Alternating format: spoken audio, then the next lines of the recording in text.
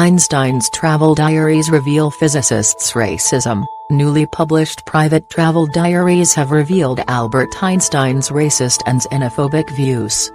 Written between October 1922 to March 1923, the diaries track his experiences in the Far East and Middle East.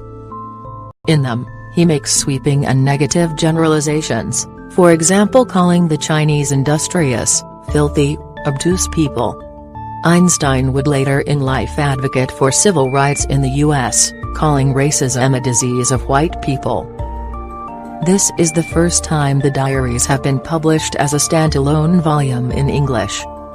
Published by Princeton University Press, the Travel Diaries of Albert Einstein, the Far East, Palestine, and Spain, 1922 to 1923 was edited by Zé Rosenkrantz, Assistant Director of the California Institute of Technology's Einstein Papers Project. Einstein traveled from Spain to the Middle East and via Sri Lanka, then called Ceylon, on to China and Japan.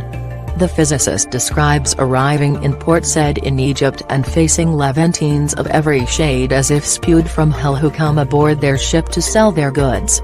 He also describes his time in Colombo in Ceylon, writing of the people, "They live in great filth and considerable stench down on the ground, do little, and need little."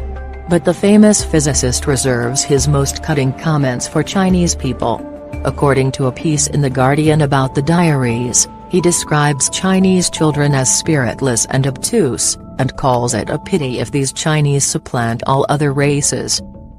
In other entries he calls China a peculiar herd-like nation, and more like automatons than people, before claiming there is little difference between Chinese men and women, and questioning how the men are incapable of defending themselves from female fatal attraction.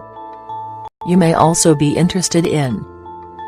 Noted for both his scientific brilliance and his humanitarianism, Albert Einstein immigrated to the U.S. in 1933 after the rise of Adolf Hitler and the Nazi Party.